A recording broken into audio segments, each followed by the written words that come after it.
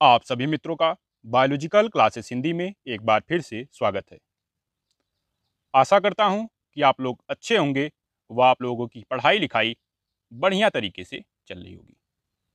आज हम लोग इस वीडियो के माध्यम से जंतु जगत का वर्गीकरण व जंतु जगत के विभिन्न संघों के बारे में अध्ययन शुरू करने जा रहे हैं। तो जीवधारियों का वर्गीकरण या जंतुओं का वर्गीकरण शुरू करने से पहले हम वर्गीकरण है क्या, इसके बारे में सामान्य जानकारी ले लेते हैं। जैसे प्राचीन समय से जब मनुष्यों का विकास धीरे धीरे हो रहा था, जीव जगत का विकास हो रहा था, तब मनुष्य अपनी सुविधा के हिसाब से अलग अलग जीवों को अलग अलग लक्षणों के हिसाब से, अपने उपयोगों के हिसाब से, अपने अनुपयोगों के हिसाब से, डेंजरस कैटेगरी होने के कारण या नॉन डेंजरस कैटेगरी के होने के कारण अलग अलग समूहों में रखा। जैसे जैसे जीव विज्ञान का विकास हुआ, जीवधारियों का विकास हुआ, मनुष्यों में समझ हुई, तो यह वर्गीकरण का क्षेत्र अलग अलग लक्षणों के हिसाब से बहुत विस्तृत होता गया, जिसके कारण वैज्ञानिकों को इनके अध्ययन में, इनके जातियों के लक्षणों को पहचानने में बहुत ही कठिनाई होने लगी, जिसके कारण जीव विज्ञान की एक शाखा विकसित हुई। इस शाखा का विकास करने का मुख्य लक्ष्य यह था कि जीवधारियों को उनके लक्षणों के हिसाब से अलग अलग समूहों में वर्गीकृत किया जा सके। तो अलग अलग लक्षणों के आधार पर जीवधारियों को अलग अलग समूहों में रखना वर्गीकरण कहलाता है। जीव विज्ञान की वह शाखा जिसके अंतर्गत हम जीवधारियों का वर्गीकरण पढ़ते हैं, उसे हम स्टैटिक्स या वर्गीकरण विज्ञान कहते हैं, या हम कह सकते हैं वर्गीकी।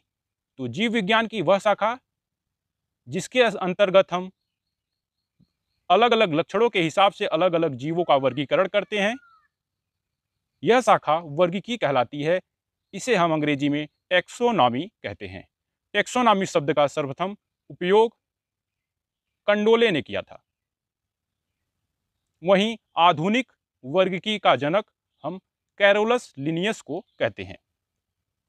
लिनियस एक ऐसे महत्वपूर्ण साइंटिस्ट हैं जिनका ध्यान आप लोगों को हमेशा रखना है, क्योंकि यह हर क्षेत्रों में कुछ न कुछ योगदान दिए हुए हैं जीव विज्ञान के। जैसे कैरोलस लिनियस ने ही द्विनाम पद्धति विकसित की, जिसे हम बाई नॉमेनक्लेचर सिस्टम कहते हैं। चलिए हम देखते हैं कि वर्गीकरण करने के लिए कितने सिस्टम विकसित किए गए। तो अलग अलग साइंटिस्ट अलग अलग हिसाब से अपने पद्धति को विकसित किए, अलग अलग लक्षणों को लेकर। सबसे पहले तो कृत्रिम पद्धति, उसके बाद प्राकृतिक पद्धति, जो उनके लक्षणों को, उनके रहन सहन, उनके भेष भाव और उनके शारीरिक लक्षणों के हिसाब से वर्गीकृत किया गया। उसके बाद जातिवृत्तीय पद्धति, फिलोजेनेटिक सिस्टम वर्गीकरण का, इस तरह से वर्गीकरण किया जा गया। आगे धीरे धीरे वर्गीकरण विज्ञान में अलग अलग साइंटिस्ट ने अपना योगदान दिया, जिसमें RH विटेकर का सर्वमान्य 5 जगत पद्धति महत्वपूर्ण है। तो 5 जगत पद्धति में RH विटेकर ने जीवधारियों को 5 जगतों में विभाजित किया। पहला मोनेरा, दूसरा प्रोटिस्टा, तीसरा फंजाई, चौथा प्लांटी और पांचवा एनिमिलिया। बाद में 6 जगत पद्धति भी विकसित हुई, जिसमें हम मोनेरा को 2 उपजगतों में या 2 जगतों में विभाजित किए, जिसमें आर्कीबैक्टीरिया और साइनोबैक्टीरिया आते हैं। ठीक है, तो हम इस वीडियो में संघ प्रोटोजोआ, जो कि किंगडम प्रोटिस्टा का एक प्राणी है, इसके सामान्य लक्षण को और इनके समूहों के बारे में अध्ययन करेंगे। तो चलिए शुरू करते हैं। सबसे पहले देखते हैं प्रोटोजोआ। प्रोटोजोआ का शाब्दिक अर्थ है कि ऐसे जीव जो सर्वप्रथम विकसित हुए। प्रोटोजोआ एक छोटे सूक्ष्मदर्शी व विभिन्न आकृति व के एक कोशिकीय जीवधारी होते हैं। इन्हें हम अकोशिकीय जीवधारी भी कहते हैं। क्या कहते हैं? अकोशिकीय जीवधारी। अंग्रेजी में हम इसे यूनिसेलुलर या एसेलुलर ऑर्गेनिज्म भी कहते हैं।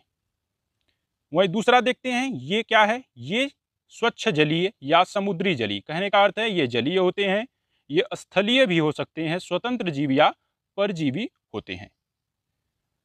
परजीवी प्रोटोजोआ मनुष्य तथा जंतुओं में विभिन्न प्रकार के रोग उत्पन्न करते हैं, जैसे एंटामीबिया हिस्टोलिटिका हुआ, प्लाज्मोडियम हुआ, ऐसे ट्रिपैनोसोमा हुआ। ऐसे प्रोटोजोआ हैं जो अलग अलग जीवधारियों में अलग अलग बीमारियां उत्पन्न करते हैं। ये परजीवी के रूप में भी होते हैं। पोषण इनमें प्राणीसम होता है, होलोजोइक होता है, पादपसम होता है, होलोफिटिक होता है, मृतोपजीवी होता है, स्पोरोफिटिक होता है, सेप्रोफिटिक होता है, माफ करिएगा, परजीवी होता है, पैरासाइट होता है, अथवा मिश्रपोषी या मिक्सोट्रॉपिक होता है। हम पांचवा देख लेते हैं, प्राणीसम।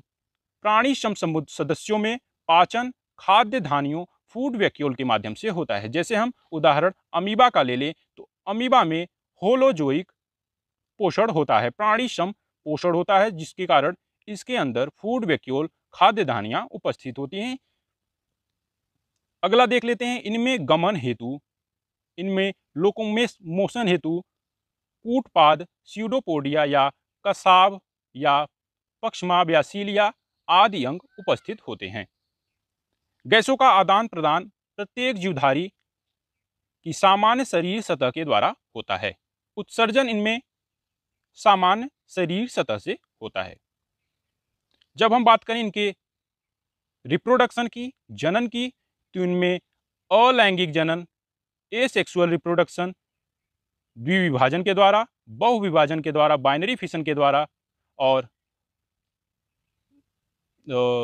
या मुकुलन के द्वारा, और लैंगिक जनन सेक्सुअल रिप्रोडक्शन इनमें युग्मक जनन सिंगैमी के द्वारा और समयुग्मन कॉन्जुगेशन के द्वारा होता है। उदाहरण के लिए हम बात करें तो अमीबा में बाइनरी फिशन होता है, जबकि पैरामीशियम में कॉन्जुगेशन भी होता है। वहीं युग्लेना में भी लैंगिक जनन होता है। संकुचनशील रिक्तिका द्वारा शरीर में जल संतुलन की क्षमता भी इनमें होती है। कुछ ऐसे प्रोटोजोआ जो कि पैरासाइट के रूप में शरीर में होते हैं, उनमें संकुचनशील रिक्तिका और लोकोमोटिव ऑर्गन की अनुपस्थिति होती है। जैसे हम बात करें एंटामीबा के केस में तो इनमें संकुचनशील रिक्तिका नहीं होती है। प्लाज्मोडियम की बात करें तो इनमें भी लोकोमोशन नहीं होता है, जिसके कारण इनके अंदर संकुचनशील रिक्तिका और गमन हेतु कोई भी गमनांग उपस्थित नहीं होते हैं। इनमें पुनरुद्भवन की प्रचुर क्षमता होती है, जिसके कारण ये बहुत तेजी से विकसित होते हैं, अपनी संख्या को बढ़ाते हैं। बाह्य कंकाल इनका पेलिकिल के आवरण से ढका हुआ होता है। हम बात कर लेते हैं प्रोटोजोआ को कितने वर्गों में बांटा गया है। तो प्रोटोजोआ को गमनीय अंगों के आधार पर 4 वर्गों में विभाजित किया गया है। पहला है मैस्टिगोफोरा, या इसे हम फ्लैजिलेटा कहते हैं। इनमें गमन अंग एक या एक से अधिक महीन धागे सदृश कशाभिकाएं होती हैं, जिन्हें हम फ्लैजिला कहते हैं। इस समूह के सदस्य स्वच्छंद अथवा परजीवी होते हैं। स्वच्छंद की बात करें तो हम युग्लिना को देख लेते हैं, जिनके अंदर एक बड़ी कशाभिका तथा एक छोटी कशाभिका होती है। वहीं अगर परजीवी प्रोटोजोआ की बात करें तो ट्रिपैनोसोमा उसमें मुख्य है, जिसके अंदर एक लंबी कशाभिका उपस्थित होती है। ट्रिपैनोसोमा एक परजीवी है, जिसके कारण मनुष्यों में अफ्रीकी निद्रा रोग नामक बीमारी फैलती है। अफ्रीकी निद्रा रोग नामक बीमारी फैलती है। ये आप लोग ध्यान में रखिएगा कि अफ्रीकी निद्रा रोग बीमारी किसके कारण फैलती है। तो अफ्रीकी निद्रा रोग नामक बीमारी प्रोटोजोआ के द्वारा फैलती है। उस प्रोटोजोआ का नाम है ट्रिपैनोसोमा। ये आप लोगों के सामने ट्रिपैनोसोमा का एक चित्र प्रदर्शित है। अब हम बात कर लेते हैं अपने दूसरे वर्ग की, सार्कोडीना। सार्कोडीना, इनमें गमन अंग पादाभ होते हैं, जिसे हम स्यूडोपोडिया कहते हैं। शरीर की आकृति सामान्यतः परिवर्तनशील रहती है। उदाहरण अमीबा और एंटमीबा। एंटमीबा की एक ऐसी अवस्था होती है जब वह मनुष्यों की आंत में पहुंचता है तो उसके अंदर संकुचनशील रिक्तिका और लोकोमोटिव आर्गन विलुप्त हो जाते हैं और वह नॉन मोटाइल स्टेज में पहुंच जाता है। एंटमीबा की 3 अवस्था होती है। जब हम आगे डिटेल में इन जीवों के बारे में अध्ययन करेंगे तब इसके बारे में चर्चा करेंगे। ठीक है, ये आप लोगों के सामने अमीबा का एक चित्र दिया गया है, जिनमें हम देख रहे हैं इनका न्यूक्लियस है, फूड वैक्यूल है, अमीबा का साइटोप्लाज्म है और स्यूडोपोडिया है। ये उभरी हुई उंगली सदृश संरचना दिखाई देती है जो हमेशा परिवर्तनशील रहती है, जिसके कारण यह भोजन को पकड़ पाता है और यह इसका गमनांगक भी होता है। आगे बात करते हैं हम अपने तीसरे वर्ग की, स्पोरोजोआ की। यह प्रोटोजोआ का बड़ा समूह है। इस समूह के सभी प्रोटोजोआ परजीवी हैं और मनुष्यों में घातक बीमारियां उत्पन्न करते हैं। यह जंतुओं या पादपों के अंतः परजीवी या इंडो पैरासाइट होते हैं। अतः विशिष्ट गमन अंग एवं संकुचनशील रिक्तिकाएं अनुपस्थित होने के कारण इनमें लोकोमोशन नहीं होता है। जैसे हम बात करें प्लाज्मोडियम की, तो प्लाज्मोडियम मलेरिया का परजीवी है, जिसके कारण हमें मलेरिया रोग होता है। मलेरिया मक्खियों के द्वारा, मलेरिया मादा एनाफ्लीज मच्छर के द्वारा फैलता है। प्लाज्मोडियम अपना पूरा जीवन चक्र 2 फेज में पूरा करता है, पहला मच्छर में और मनुष्यों में। बात करते हैं हम अगले वर्ग के बारे में, जिसका नाम है सीलिएटा। ये अत्यंत सक्रिय रूप से गति करने वाले जीवधारी होते हैं। इनके शरीर सतह पर हजारों की संख्या में रोमाभ या पक्षमाभ, जिसे हम सीलिया कहते हैं। इस समूह के जीवों में केंद्रक 1 या 2 से अधिक तथा 2 प्रकार के, जिनमें एक बड़ा केंद्रक जिसे हम मैक्रोन्यूक्लियस या गुरु केंद्रक तथा दूसरा छोटा माइक्रोन्यूक्लियस होता है। उदाहरण के लिए हम बात करें तो पैरामीशियम की अनेक प्रजातियां हैं, जिनमें अलग अलग संख्या में न्यूक्लियस पाया जाता है। जैसे यहाँ पे हमारे सामने पैरामीशियम कार्डेटम का चित्र दिया हुआ है, जिनमें 2 केंद्रक है, एक गुरु केंद्रक मैक्रोन्यूक्लियस और दूसरा माइक्रोन्यूक्लियस जो एक सूक्ष्म केंद्रक है। ठीक है, इस वीडियो में इतना ही। मिलते हैं अगले वीडियो में हम पोरीफेरा के लक्षणों को लेकर, उनके समूहों को लेकर। तब तक के लिए धन्यवाद। आप लोगों को वीडियो कैसा लगा कमेंट के माध्यम से आप हमें बता सकते हैं और चैनल को लाइक कर सकते हैं।